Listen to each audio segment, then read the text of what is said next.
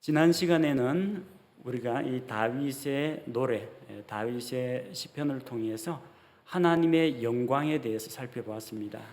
크고 놀라우신 하나님, 그 하나님께서 영광스럽게 임재하시고 자신의 권능과 위엄을 나타내 보이신다고 했습니다. 그 영광의 하나님께서 임재하셔서 다윗과 함께 하시고 다윗을 대적하는 원수들을 물리치시는 그 장엄한 모습을 살펴보았습니다. 오늘은 거기에 대해서 이어지는 구절들입니다. 다윗이 하나님의 구원을 찬양하는 내용입니다. 구원이라고 하면 우리가 예수님 믿고 죄에서 구원받아 지옥 형벌 면하고 영원한 생명을 얻고 저 천국에 들어가는 것, 보통 일반적으로 이걸 구원이라고 합니다.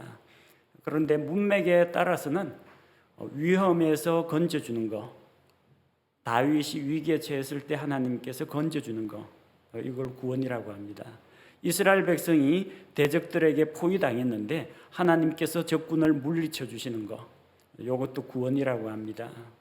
하나님께서 자기 백성을 이집트에서 이끌어내시는 것, 이것도 구원입니다. 베드로가 물에 빠질 때 주여 나를 구원하소서 했는데 그 말은 나를 나의 모든 죄와 지옥 형벌에서 건져달라는 게 아니라 물에서 건져달라는 이야기예요. 예수님께서 베드로를 물에서 건지시는 것도 구원이라고 합니다.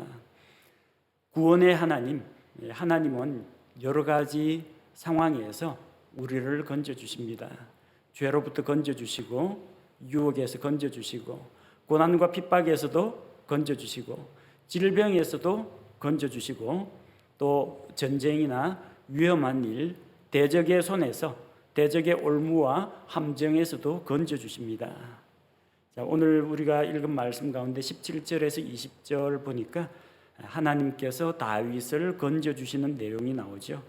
17절에 그분께서 위로부터 보내사 나를 붙잡아 주시고 많은 물들에서 나를 끌어내셨으며, 주께서 다윗을 많은 물들에서 끌어내셨다고 합니다. 다윗을 대적하는 자들이 있습니다. 사망의 물결이 나를 둘러싸고 경건치 아니한 자들의 홍수가 나를 엄습할 때, 그럴 때 하나님께서 건져주셨습니다. 물과 불을 통과한 다윗입니다. 그 물은 고난의 물이기도 하고 사람들의 핍박을 의미하기도 합니다. 우리가 앞서 읽었던 5절에 나오는 사망의 물결, 경건치 아니한 자들의 홍수라고 했는데 이 홍수가 단순한 물이 아니라 경건치 아니한 자들의 모임이라는 것을 볼 수가 있습니다. 그래서 물들은 물리적인 우리가 알고 있는 그 수증기, 얼음, 물, 그 물을 의미할 때도 있는데 성경에서는 비유와 상징으로 사람들을 가리켜서 물들로 표현할 때도 있습니다. 그래서 요한계시록 17장 15절 말씀해 보니까 요한계시록 17장 15절 또 그가 내게 이르되 내가 본 물들 곧 음녀가 앉아있는 물들은 뭐라고요? 백성들과 무리들과 민족들과 언어들이니라. 백성들, 여러 민족들을 이야기하죠. 많은 무리들 그리고 언어들, 다양한 언어 공동체들, 사람을 이야기합니다. 그런데 그 다윗을 괴롭히는 물들은 어떤 자들이냐? 경건치 아니한 자들이었습니다. 그 경건치 아니한 자들의 홍수로부터 하나님께서 다윗을 건져주셨다는 겁니다. 18절 19절에 보니까 다윗은 강한 원수와 싸워야 했습니다. 18절에 보니까 나의 강한 원수와 나를 미워한 자들에게서 나를 건지셨나니 내가 감당하기에 그들이 너무 강하였도다. 그들이 내 재앙의 날에 나보다 앞서갔으나 주께서 내 버팀 기둥이 되셨다고 했습니다. 다윗을 대적하는 원수들이 있습니다. 그런데 그 원수들이 다윗보다 강한 자들이었다는 겁니다. 다윗을 미워하는 자들이 다윗을 에워싸고 모이고, 그런데 다윗 자신은 너무나 연약했습니다. 다윗이 감당하기에 원수들이 더 강했기 때문에, 그래서 다윗이 혼자서 원수들을 물리칠 수 없었기 때문에 하나님께서 나서서 그 강한 자들의 손에서 다윗을 건져내셨다는 겁니다. 하나님께서는 사람이 감당할 수 없을 만큼 큰 시련이나 고난을 주진 않으십니다. 욥과 같은 그런 고난이 만약 우리 각 개인에게 떨어진다면 이 가운데 그걸 감당하고 버텨낼 사람이 몇 명이나 있을지 저 자신을 돌아봐도 좀 의문입니다. 하루아침에 자녀들 다 잃고 가진 재산 다 빼앗기고 온몸에 질병이 생겼다면 그 누구라도 마음이 무너질 수밖에 없습니다. 욥이니까 그걸 감당할 수 있었던 겁니다. 사람이 감당할 수 있을 만큼 하나님께서 시험을 허락하시고 만약에 감당하지 못해서 우리가 오히려 그 시험에 압도당해서 넘어질 때에는 하나님께서 피할 길을 주시고 또 그런 위험 가운데에서 우리를 건져주신다고 약속하셨습니다. 우리에게 있는 대적은 우리보다 강합니다. 여러분의 대적은 누굽니까? 여러분을 미워하는 사람들이에요? 여러분을 못마땅하게 공격하는 사람입니까? 불신자들입니까? 아니면 크리스찬들 중에서 여러분 미워하는 사람들이 있습니까? 우리의 가장 큰 대적은 마귀, 그리고 마귀의 부하들인 마귀들입니다. 물론 그 마귀의 사주를 받아서 활동하는 불신자도 있을 테고 마귀의 조종을 받는 영적이지 못한 그리스도인들도 있을 수가 있습니다. 그러나 우리의 싸움은 혈과 육에 속한 것이 아닙니다. 육체에 속한 것이 아닙니다. 보이지 않는 어둠의 세력들, 공중의 권세 잡은 자들, 이런 자들과 우리가 싸워야 합니다. 마귀들과 싸워야 합니다. 그러나 마귀는 우리보다 강합니다. 마귀는 하나님께서 창조하신 창조물들 가운데 큰 영광과 권능을 가졌던 그룹들 가운데 하나 루시퍼입니다. 지혜롭고 아름답고 영광과 능력이 있는 자였습니다. 우리 현재 이런 연약한 육신을 가지고 있는 우리가 마귀나 저 악한 영적인 세력과 맞붙어 가지고 싸워서 우리 힘만으로는 승리할 수가 없습니다. 자, 그래서 내 원수가 나보다 너무 강할 때 그때는 누가 나서야 하느냐? 하나님께서 나서야 합니다. 이스라엘 민족을 대적하기 위해서 이방 민족이 쳐들어왔을 때 수많은 적군들 앞에서 이스라엘 백성은 주께 부르짖었습니다. 오 주여, 강한 자와 약한 자 사이에 도와주실 이는 주밖에 없나이다. 이 큰 무리들로 인하여 우리가 어찌할 바를 모르고 오직 주의 손만 바라보나이다. 그것처럼 우리의 원수, 우리의 대적, 그들이 너무 강할 때는 하나님을 바라보고 하나님의 도우심의 손길을 의지해야 합니다. 다윗이 재앙을 당하던 그날에 원수들이 앞서갔습니다. 다윗은 재앙 가운데 있었습니다. 재앙 가운데 있는 자가 달려갈 수는 없습니다. 여러 가지 올무와 함정이 그의 발목을 잡습니다. 고난과 시련과 사망의 물결이 그의 앞길을 가로막습니다. 그런데 원수들은 다윗을 앞질러 갔습니다. 이것은 원수들이 다윗을 이겼다는 말입니다. 다윗을 능가했다는 이야기입니다. 그러나 그런 재앙 가운데에서도 주께서 다윗과 함께 하시고 다윗에게 버팀 기둥이 되어 주었습니다. 의지할 곳이 되어 주었습니다. 여러분, 거센 바람에 몸이 날려갈 것 같은데 든든한 기둥이 있다면 그거 꼭 끌어안겠죠. 버팀 기둥입니다. 폭우가 쏟아져 가지고 물이 차오르는데 이 거센 물살에 사람이 막 떠내려갑니다. 그런데 흔들리지 않는 버팀 기둥이 있다면 그 기둥만 꼭 붙잡고 있으면 물에 빠지지 않습니다. 떠내려가지 않습니다. 재앙의 날에 우리가 우리 자신을 지키고 버틸 수 있는 버팀목, 버팀 기둥이 되어 주시는 하나님이 계시다는 겁니다. 자, 20절 말씀해 보니까 또 그분께서 나를 넓은 곳으로 데려가시고 나를 기뻐하심으로 나를 건지셨도다. 하나님께서 다윗을 넓은 곳으로 옮기셨습니다.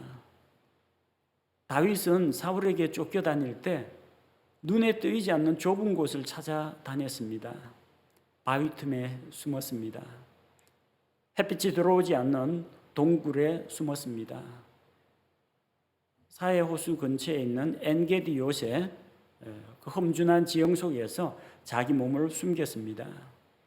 그런데 하나님께서 이제 그를 넓은 곳으로 나오게 하셨습니다. 넓고 평평한 반석 위에 서게 하셨습니다. 넓은 하늘과 밝은 햇빛을 보게 해주셨습니다.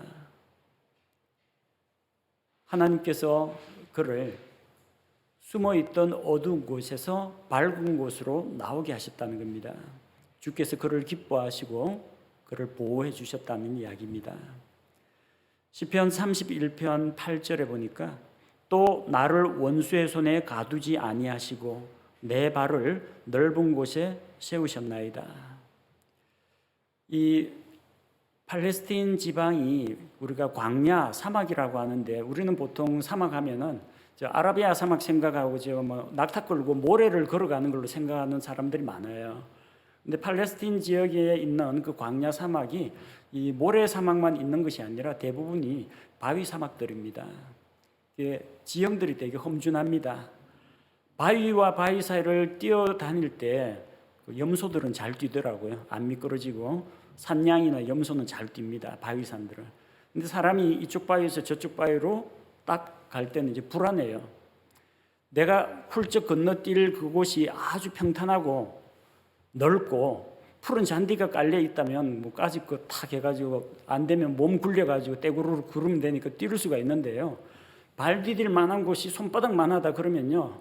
어떻게 합니까? 훌쩍 뛰었는데 쏠려갖고 앞쪽으로 떨어지거나 발 디딜 곳이 너무 좁아가지고 낭떠러지로 떨어질 수도 있다는 겁니다. 불안해요. 내가 설 수 있도록 하나님이 나를 넓은 곳으로 인도하셨다. 내가 발 딛는 곳이 좁은 오솔길이거나 아니면 절벽에 있는 아주 좁은 통로 그런 것이 아니라 넓은 곳으로 하나님이 인도하셨다는 겁니다. 안심하고 하나님께 내맡길 수 있는 그런 곳으로 주께서 인도하십니다. 37절에도 나오죠. 주께서 내 밑에 발 디딜 곳을 넓히사 내 발이 미끄러지지 아니하게 하셨나이다. 우리가 넘어지지 않도록 절벽에서 떨어지지 않도록 우리 발이 미끄러지지 않도록 하나님께서는 우리가 발 딛는 곳을 넓게 만들어 주시고 넓은 곳으로 인도해 주십니다.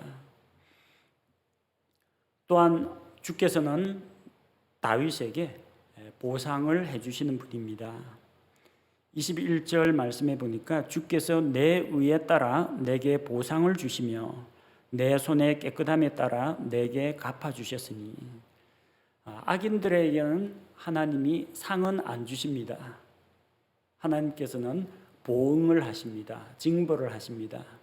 그러나 하나님께서 인정한 하나님께서 의롭다고 하신 자들은 하나님께서 그들의 의를 인정해 주시고 그 의 하나님을 믿는 믿음에서 난 의로 말미암아 그들이 구원을 얻을 뿐만 아니라 그들이 믿음으로 살았던 의로운 삶에 대해서 반드시 보상을 주신다는 겁니다. 구원은 하나님의 은혜로 받습니다. 하나님의 은혜로 믿음을 통해서 값없이 받습니다. 우리는 예수 그리스도의 의로 말미암아 믿음을 통해 구원을 받습니다. 다윗이 제 아무리 의롭게 산다고 하더라도 그것이 다윗이 구원받는 조건은 되지 못합니다. 하나님께서는 다윗의 믿음을 보시고 그를 의롭다고 인정하셨습니다. 구원은 오로지 은혜로 받는 것입니다. 그러나 보상은 우리가 행한 믿음의 행위를 통해서 받게 됩니다. 다윗은 하나님께서 의롭다고 인정한 자였고 또한 그의 의로운 삶과 그 의로운 열매에 대해서 하나님께서 상을 주신다는 이야기입니다. 우리는 하나님 앞에서 감히 내세울 것은 없습니다. 하나님 보시기에 더러운 자들입니다. 그러나 우리는 예수 그리스도의 피로 말미암아 정결하게 된 자들입니다. 자신의 눈앞에서 내 깨끗함에 따라 내게 갚아 주셨도다라고 했습니다. 사람이 깨끗하면 과연 얼마나 깨끗할 수 있을까요? 하나님 앞에서는 깨끗한 자가 없습니다. 하나님께서 죄를 사하여 주시고 용서해 주셨기 때문에, 하나님께서 너는 나의 것이다, 나의 소유다, 우리를 세상에서 구별하셨기 때문에, 성별하셨기 때문에 우리가 거룩한 자, 깨끗한 자가 된 것입니다. 우리의 모든 더러움은 예수 그리스도의 피로 말미암아 정결하게 씻김 받았습니다. 그리고 또한 우리가 하나님께서 주신 그 거룩함을 유지하고 거룩한 삶을 살아갈 때 우리 손으로 행한 의로운 일들, 선한 일들에 대해서 주께서 보상을 주십니다. 구원은 하나님의 은혜로 받지만 구원받은 자로서 우리가 의로운 삶을 살고 또 깨끗한 손과 깨끗한 발, 깨끗한 입으로 하나님 앞에 우리 자신을 헌신할 때 주께서는 우리에게 보상을 주십니다. 다윗은 하나님의 길들을 따라 걸었습니다. 하나님을 떠나지 않았습니다. 이것이 다윗이 하나님 앞에서 감히 자신 있게 말할 수 있는 것이었습니다. 그가 얼마나 도덕적이냐, 그가 얼마나 율법을 잘 지키느냐, 그것이 하나님의 척도가 아니었고, 그가 과연 하나님께 속한 자인가, 하나님께 견고히 붙어 있는가, 이것이 하나님의 관심사였습니다. 22절에 보니까 이는 내가 주의 길들을 지키고 사악하게 내 하나님을 떠나지 아니하였기 때문이라고 했습니다. 다윗의 의가 어디에 있습니까? 의로우신 하나님과 그가 함께 연합해 있었기 때문에 의로운 자가 된 것입니다. 다윗이 어떻게 자기 손이 깨끗하다고 말할 수 있었습니까? 거룩하시고 의로우신 하나님께 그가 견고히 붙어 있었기 때문입니다. 다윗은 하나님을 떠나지 않았습니다. 하나님을 떠난다는 것은 자기의 길을 가는 것이요, 그것은 곧 죄의 길로 빠지는 길입니다. 세상에는 여러 가지 다양한 길이 있습니다. 그러나 하나님의 길이 있고 하나님의 길이 아닌 것이 있습니다. 하나님의 길에는 생명과 평강이 있지만 그 길에서 벗어나는 것은 모두 사망의 길로 가는 것입니다. 하나님 없이 살아가는 것이 그 자체가 죄가 된다는 것을 기억해야 합니다. 다윗은 결코 하나님을 떠나지 않았습니다.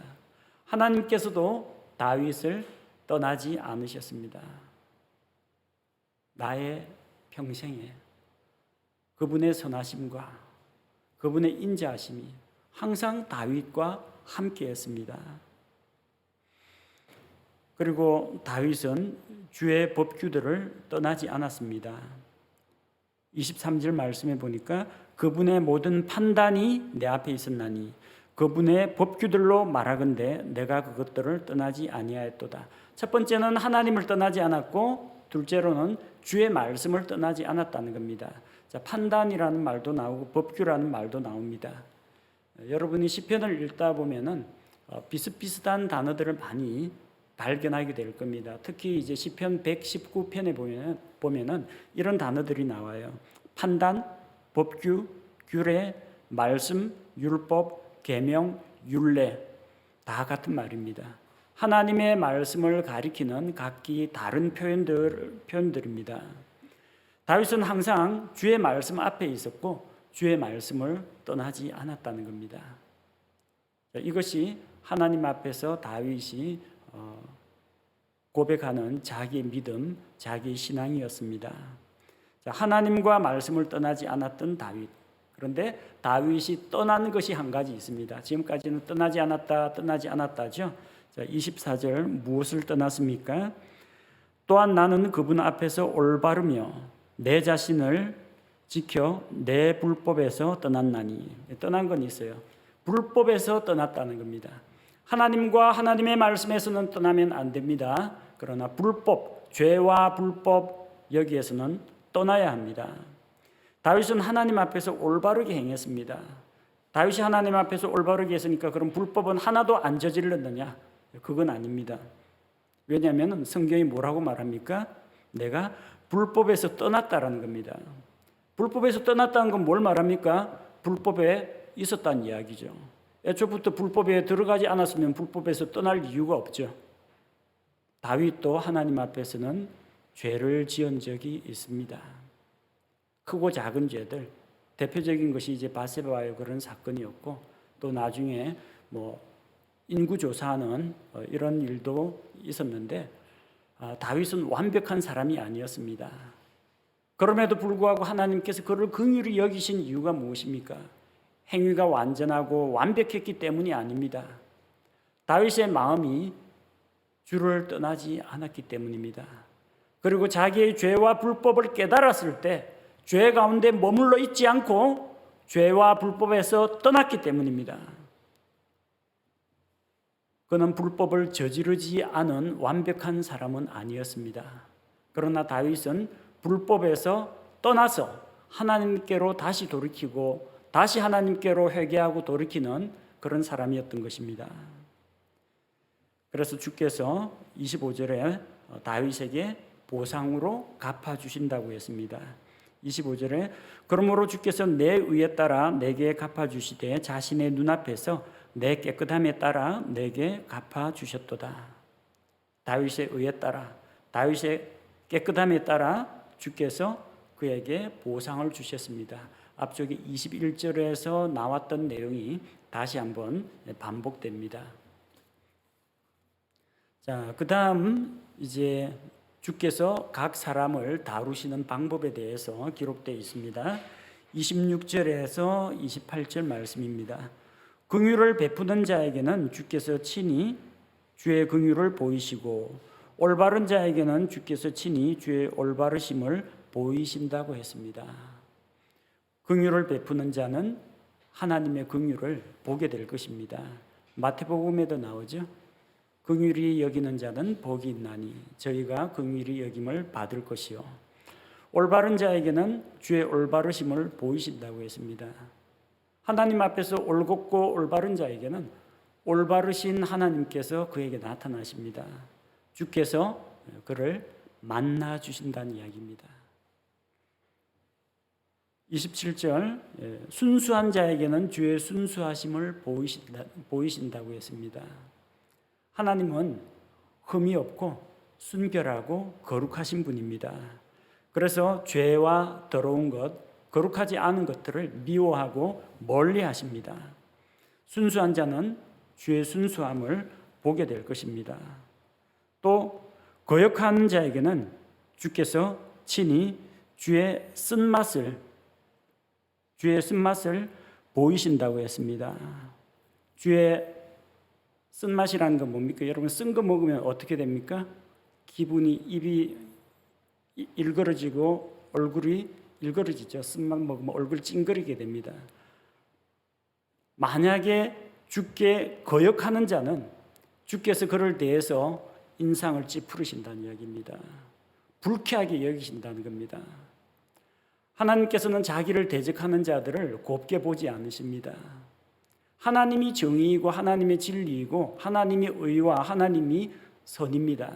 그 하나님을 반역한다는 것은, 선하신 하나님을 거역하는 것은, 진리이신 하나님을 거역하는 것은, 사랑의 하나님을 거역하는 것은 곧 그분의 성품에 대해서, 그분의 뜻에 대해서, 그분의 말씀에 대해서 도전하고 반항하고 반역을 저지르는 것입니다.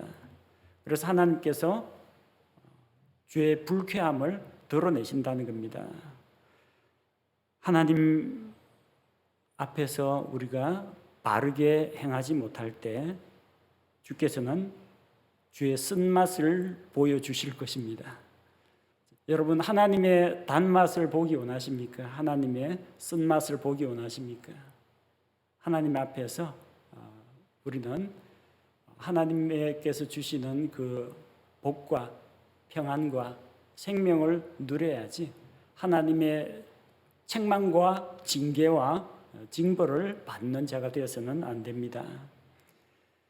이어지는 28절에서 주께서 고난받는 백성은 주께서 구원하시고 오만한 자들을 주께서는 살펴보시고 그들을 낮추신다고 했습니다. 주께서는 두루 살피시면서 누가 하나님 앞에서 자기를 낮추고 겸손하게 순종하는 자인지 살펴보고 계십니다. 그래서 교만한 자, 거만한 자를 낮추십니다. 하나님 앞에 겸손할 때 물이 낮은 곳으로 흐르는 것처럼 하나님의 은혜가 낮은 곳에 고이게 됩니다. 구원의 하나님께서는 다윗을 구원하시고 또 자신의 긍휼과 복과 자신의 선하신 성품들을 그에게 나타내 보이셨고 다윗을 강하고 담대하게 하나님께서 세워주셨습니다. 29절에서 37절에 나오는 내용입니다. 주께서 다윗을 강하게 만들어 주셨습니다. 그를 보호하시고 그의 발걸음을 인도하셨습니다. 그의 방패가 되어 주시고 그의 팔을 굳건하게 강하게 만들어 주셨습니다. 29절에 나오는 다윗의 고백입니다. 오 주여, 주는 나의 등불이시오니 주께서 내 어둠을 밝히시리이다. 요즘은 여러분한테 어둠이라고 이야기하면 잘 실감이 안 날 겁니다. 왜냐하면 밤중에 돌아다녀도 다 가로등 켜져 있고 멀리 아파트 불빛이 있고 그래서 깜깜하게 어두운 밤은 여러분 별 경험을 못했을 겁니다. 저기 강원도 깊은 산골, 전기도 잘 안 들어오는 그런 산골에 가봐야 어둠이 무엇인지, 저렇게까지 어두운 저 지하 수로를 다녀봐야 어둠이 무엇인지 실감할 겁니다.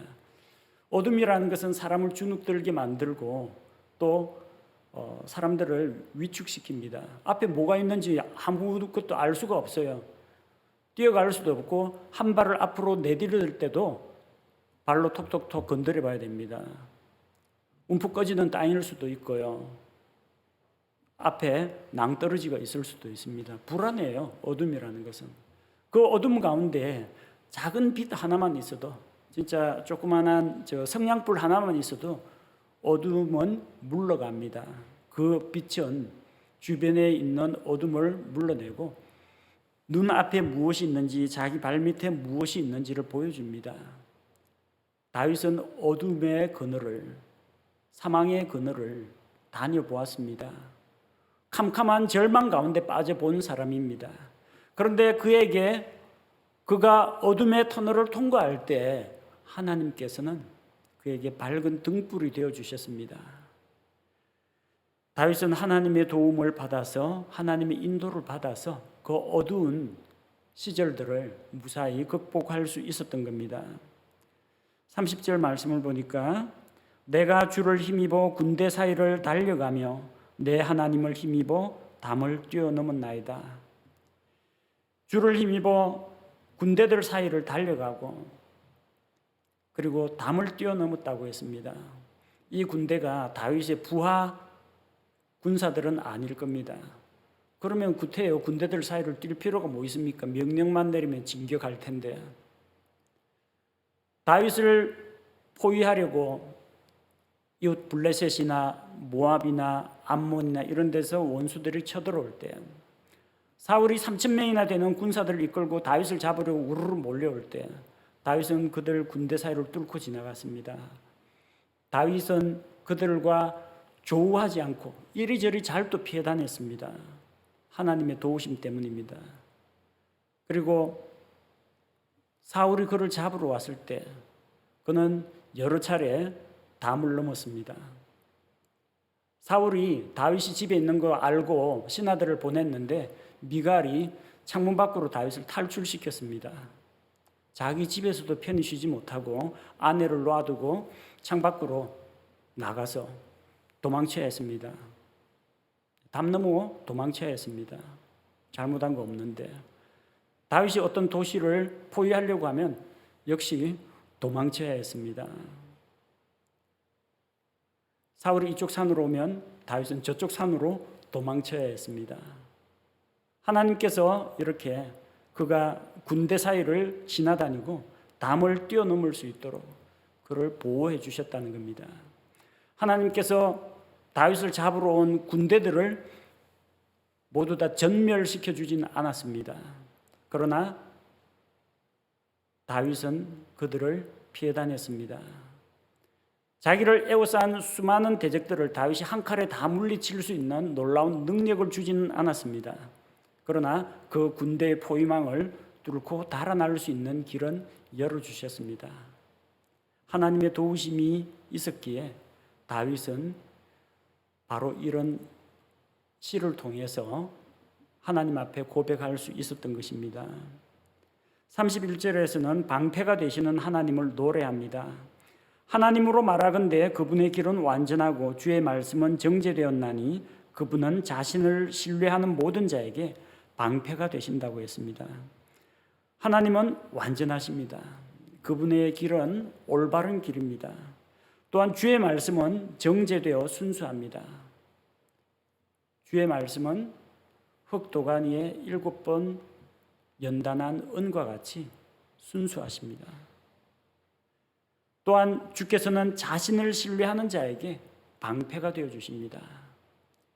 대적들이 그를 향해 화살을 날리고 비난의 화살을 날리고 활을 당겨서 화살을 날리고 창을 던지고 돌을 던지고 흙먼지를 던지고 그럴지라도 주께서 다윗의 든든한 방패가 되어 주셨습니다. 여러분은 누구를 방패로 삼고 있습니까? 잘 아는 권세자라도 있습니까? 아니면 여러분 스스로 자기를 지킬 어떤 힘과 용맹이 있습니까? 여러분의 방패막이가 되어줄 자가 누가 있습니까? 우리에게는 주 외에는 없습니다. 하나님이 우리의 방패가 되어주십니다. 하나님은 방패가 되십니다. 그런데 그 방패를 믿고 신뢰해야 그 방패의 도움을 받을 수가 있습니다. 내가 주를 의지하고 주께 기도하고 주의 도우심을 신뢰할 때 주께서는 우리의 든든한 방패가 되어주신다. 그렇게 약속하셨습니다. 32절에서 다윗은 반석이신 하나님을 노래합니다. 주만이 우리의 반석이십니다. 주 외에 누가 하나님이리요? 우리 하나님 외에 누가 반석이리요? 세상에는 수많은 신들이 있습니다. 하지만 주 외에 그 어느 누가 진짜 참 하나님이겠습니까? 주 여호와 외에는 하나님이 없습니다. 이스라엘의 하나님 외에는 다른 반석이 없다는 겁니다. 하나님만이 우리가 발 딛고 흔들리지 않고 견고하게 설 수 있는 반석이 되어 주십니다. 33절에 권세와 능력이 무한하신 그 하나님은 다윗에게 다윗의 능력과 권능이 되어 주셨습니다. 하나님은 내 능력과 권능이시며 내 길을 완전하게 하셨다고 했습니다. 하나님을 자기의 도움으로 삼고 하나님을 자기의 힘으로 삼는 자는 복이 있습니다. 하나님의 능력, 하나님의 권능을 믿었기에 다윗은 하나님만을 바라보고 하나님을 의지했고 또 주께서 그의 길들을 완전하게 지켜주신 것입니다. 다윗은 하나님의 도우심을 힘입어서 반석과 같이 견고한 곳에 넓은 곳에 섰습니다. 또한 그뿐만 아니라 하나님께서 그를 더 높은 곳으로 오를 수 있도록 해주셨습니다. 34절 말씀해 보니까 내 발을 암사슴에 발 같게 하시며 나를 나의 높은 곳들에 세우시고, 이전에는 넓은 곳들을 이야기했습니다. 다윗이 안전하고 평안하다는 걸 이야기합니다. 이번에는 높은 곳을 말씀하셨습니다. 높은 곳은 다윗을 주께서 높이 드셨다는 것과 또한 그가 높이 있으면 잘 보이죠. 멀리 있는 것들, 바로 눈앞에 있는 것에만 시선을 맞추는 것이 아니라 더 먼 곳을 향해 그의 시야를 넓혀 주셨다는 것을 이야기합니다. 멀리서 적군이 오는지 멀리서 도움의 손길이 오는지 그는 볼 수가 있었습니다. 산양이든지 염소들은 높은 곳에 올라가기를 좋아합니다. 바위산 같은 데 잘 뛰어다닙니다. 그렇게 하는 이유 중에 한 가지는 자기의 천적들이 오고 있는지 관측을 해야 되기 때문입니다. 높은 곳에 있으면 적들의 움직임을 알 수 있기 때문이죠. 암사슴의 발같이 암사슴의 발은 빨리 달립니다. 사람보다 빨라요. 그렇게 날렵하게 빠르게 달릴 수 있도록 하셨고, 또 이 사슴의 발은 바위 사이를 건너뛰고 그러더라도 미끄러지지도 않고 넘어지지도 않습니다.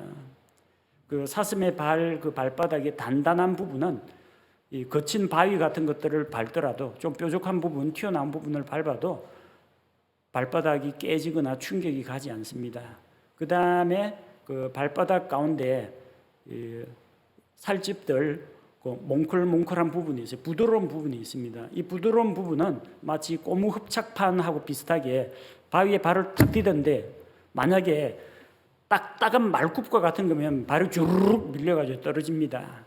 그런데 거기 마치 굳은 살처럼 박혀 있는, 고양이 발바닥처럼 그렇게 돼 있는 그걸로 딱 집으면은, 한번 짚었다 하면은 밀리지가 않습니다. 미끄러지지가 않습니다. 견고하게 설 수 있다는 거예요. 다윗을 높은 곳에 세우신 하나님, 반석이신 그 하나님께서는 다윗이 높은 곳을 뛰어다니게 하셨습니다. 그래서 멀리 볼 수 있게 하셨습니다. 하나님의 도우심을 볼 수 있게 했고, 적들에게 쫓기느라고 자기 주변 발밑만 보는 것이 아니라 가까이서 있는 것부터 멀리 있는 경치를 다 볼 수 있게 하시고, 지금 현재뿐만 아니라 다가올 먼 미래, 하나님께서 보여주시는 저 이스라엘 왕국에 대한 비전, 더 나아가서는 장차 오실, 세상에 오실 다윗의 자손 예수 그리스도의 오심도 보게 하셨습니다. 그래서 다윗이 지은 시편에 보면요, 먼 미래에 오실 다윗의 자손 예수 그리스도의 고난에 대한 이야기라든지 예수님에 대한 예언들에 대한 그런 시편들이 많이 있습니다. 주께서는 다윗을 높이셨고 높은 곳에서 멀리 바라볼 수 있게 해주셨습니다.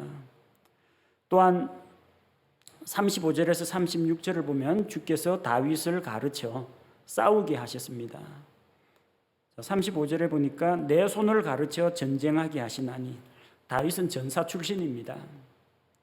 전쟁터 많이 나가봤어요. 군대대장 출신이었습니다. 그럼에도 불구하고 전쟁에 능하신 주, 만군의 주, 군대들의 주가 되시는 하나님께서는 다윗에게 전쟁하는 법을 가르쳐 주셨습니다. 하나님에게 지도받았어요.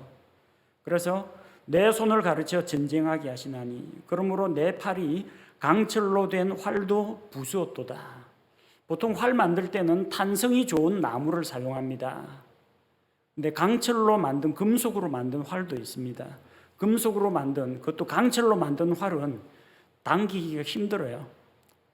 활 시위를 무슨 고래 심줄로 만들었다 할지라도 이게 당겨지지가 않습니다. 근데 다윗은 강철로 된 활도 부수었다는 겁니다. 하나님께서 그에게 힘과 능력을 주셨다는 겁니다. 그리고 36절에서는 또 주께서 주의 구원의 방패를 내게 주시고, 앞서 나왔죠? 방패가 되시는 하나님, 하나님께서 그에게 구원의 방패를 주시고 주의 부드러움이 나를 크게 만들었으며, 주의 부드러움이라고 했는데 우리가 생각하기에는 다윗을 위대하게 만든 것이 하나님의 전지전능한 이 능력의 손, 하나님의 강하심, 하나님의 권능, 하나님의 파워라고 생각합니다. 근데 성경은 그게 아니라 다윗을 크게 하신 거, 다윗을 위대하게 만든 거, 나를 크게 만들었다고 했는데 이게 크다는 게 덩치가 크다는 게 아닙니다. great라고 해서 위대한, 다윗을 위대한 사람으로 만든 것은 하나님의 부드러움이라고 했습니다. 부드러움이라는 것은 gentleness라고 하는데 하나님의 그 인자하심, 하나님의 친절하심, 이런 것들입니다. 강하신 하나님이 다윗을 위대하게 만든 게 아니라 주의 부드러움이, 주의 온유하심이, 주의 온화하심이 다윗을 그렇게 크고 위대한 자로 만들어 주었다는 겁니다. 부드러움이라는 이 속성은 갈라디아서 5장 22절, 23절 나오는 성령의 열매 가운데도 나옵니다. 사람을 진정으로 위대하게 만드는 것은 그의 어떤 카리스마가 있는 어떤 파워나 능력이 아니라 오히려 부드러움이라는 것을 우리가 기억해야 할 것입니다. 그리고 37절이 있죠. 주께서 내 밑에 발 디딜 곳을 넓히사 내 발이 미끄러지지 아니하게 하셨나이다. 반복되는 내용입니다. 주께서 나를 넓은 곳에 세우셨나이다. 또한 높은 곳에 세우셨나이다. 그리고 넓은 곳, 높은 곳을 암사슴처럼 마음대로 뛰어다닐지라도 주께서 내 발이 흔들리지 않도록, 내 발이 미끄러지지 않도록 하나님께서 나를 지켜 보호하셨다. 주는 나의 구원의 하나님이십니다. 이런 고백입니다. 다윗을 원수들에게서 건져내신 그 하나님께서 오늘도 우리와 함께 계십니다. 다윗의 하나님은 곧 우리가 믿는 바로 그 하나님입니다. 주께서는 우리를 대적들의 손에서 건져주십니다. 고난과 재앙에서 건져주십니다. 우리는 연약하고 우리를 대적하는 원수가 우리보다 더 강하기 때문에 주께서는 우리를 원수의 손에서 건져주십니다. 원수가 나보다 약하다면 하나님이 안 나서도 됩니다. 내 힘으로 할 수 있습니다. 그러나 원수 대적이 강하기 때문에 하나님께서 나서 주셔야 합니다. 하나님께서 건져주셔야 합니다. 또한 주께서 다윗을 기뻐하신 것처럼 우리 한 사람 한 사람을 기뻐하시기 때문에 주께서 우리를 향하여 구원의 손길을 내밀어 주시는 겁니다. 주께서는 구원과 함께 보상을 주시는 분입니다. 우리는 하나님의 은혜로 믿음을 통해 구원을 받습니다.